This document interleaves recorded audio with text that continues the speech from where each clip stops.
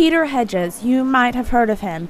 He wrote the novel What's Eating Gilbert Grape. He's worked on such films as About a Boy, A Map of the World, and the list doesn't stop there.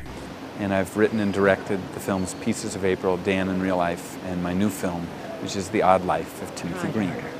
We have explored every medical option. Tonight. Growing up in Iowa, he always knew he wanted to be an actor. His creativity, he was always coming up with ideas, and I did my best not to squelch him. And sometimes it was hard not to, because sometimes his ideas seemed a little bit pie in the sky.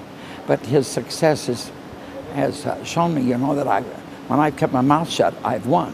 Everything I write is born out of the things that matter most to me, and family being foremost. So I came from a pretty terrific and complicated family, and I try to write stories about pretty terrific and complicated families. Groceries!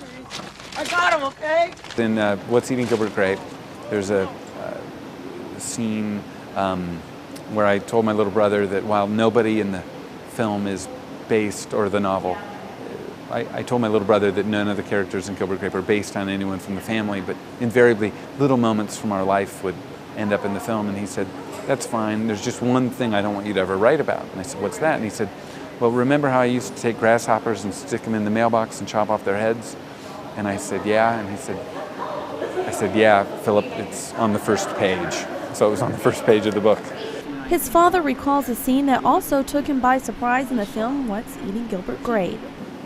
My wife and I were in New York City, and we went to a theater on 59th and Broadway, and we went with Peter, and we saw What's Eating Gilbert Grape for the first time.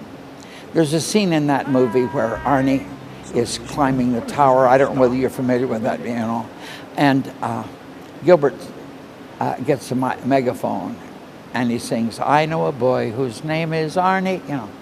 Well, I used to do that with my kids, and I thought I would flip right there on the spot. I didn't know it was in the movie. Like in most of his movies, there are a few memorable lines. The same is true with Peter Hedges' latest film, The Odd Life of Timothy Green. Tonight, let's have a kid. You heard what the doctor said. Give it up. There we go. Our kid would never give up. I noticed that the language we use casually often is insisting or suggesting they have a particular experience. So I kept noticing I would say to my kids, "Have fun, have a great day." And I started to realize, well, maybe they don't want to have fun. Maybe they won't have a great day.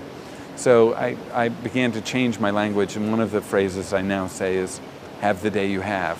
And that's kind of become one of the quotable lines from the film. When people see it, they go, "Oh, yeah, I'm going to start to say that." So, with some critically acclaimed movies already under his belt, Peter is thinking about heading in a new direction for future projects. What I'm going to do next is I have an idea for a television show that I'm going to create. So it'll either be that or one of the two film scripts I've been writing I'll make as a film.